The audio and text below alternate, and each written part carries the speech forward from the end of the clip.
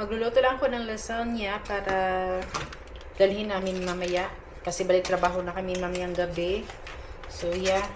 Lulutuin ko lang to. Unahin ko lang muna tong sauce. Tapos bago ko palamitin yung i-boil yung pasta niya. So, yeah. This week, supposedly 3 days lang yung trabaho namin kasi may 2 days holiday kami. Dahil may trabaho kami Sabado, kaya 4 days yung trabaho namin ngayon, this week. So, yeah. Okay lang, at least, ano ba sabi nun? Okay lang na may trabaho kami ngayon Sabado, at least, bali, parang isang araw lang yung hindi kami bayad. So, yeah.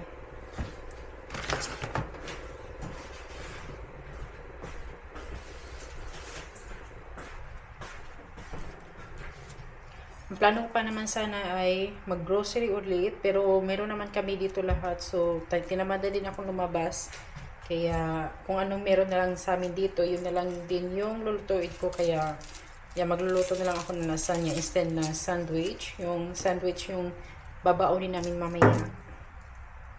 So, yeah, hindi ako nakalabas kanina, hindi ako nakapag-walking kasi late na ako na tulog kagabi. Siguro almost 1 na. Almost 1 AM. Plano ko pa naman sanang nauna pa nga si Kayo sa akin matulog no? Plano ko pa naman sana mag-walking ngayon. Naalo kasi ako dun sa movie ng Turkish movie. Maganda kasi siya.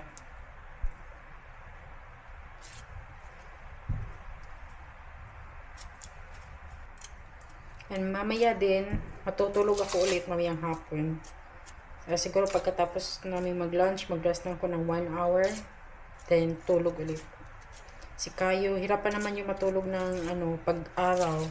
Pag may trabaho kami sa gabi, pag galing kami trabaho na sa gabi, nakakatulog siya sa umaga. Pero kapag yasumi, kapag rest day, kapag natulog siya sa gabi, hindi na siya makakatulog sa umaga. Kaya pagbalik namin sa trabaho, mahirap para sa kanya kasi first day of the week sa trabaho namin is nakakaantok. Inaantok siya sa trabaho pag Monday ng gabi. Kaya yeah, kagabi kasi antok na siya, kaya yun, natulog siya. Mas nauna pa siya natulog sa akin. So, mamayang gabi, hindi na kasi, uminom siya ng kape. Nag-stop na siya uminom ng kape, tapos bumalik siya ngayon. Pero, hindi siya nagbabaon ng kape. Kape sa trabaho. So, lutuin ko lang muna tong sauce. Para, yeah. So, lutuin ko lang muna. Unahin ko lang lutuin tong sauce. Yeah, because of the collagen. So, magla-lunch na kami kasi malapit na mag-12. Tatapusin lang namin tong feijoada na nabili yan. Kay Kayo yan. Tapos, where are you going far? And itong beans na niluto ni Kayo. So, siya, pata. Nilagyan niya ng pata. So, parang para siya nag-jelly. Ang tawag, how do you call this in Brazil? Mocoto. No. The beans. Feijão. Lumabas pala siya. Hindi ko siya may film kasi nakahubad siya. Topless siya. Hindi ko siya pwede i-film kasi topless siya. So, lumabas siya. Bumili siya ng saging. Ayan yung saging. Bumili siya ng saging and yan. Ito yung lasagna. Naluto na siya. Yan. 2. Yan. So, bumili siya nitong ito. Para to siya, lunch box. Is this called lunch box? Yun. Parang lunch box. Bumili siya nito kasi malapit ng para sa winter. Lagyan ng baon. Pag pumunta sa trabahoan. Binilan din niya ako ng isa pero sa loob lang ang thermos. Thermos siya sa loob, tapos sa labas is plastic. So, maganda yung nabili niya ngayon kasi thermos siya sa loob, tapos sa labas, aluminum, steel, parang gano'n. Hindi siya plastic, so maganda siya. So, yan, mag-lunch lang kami.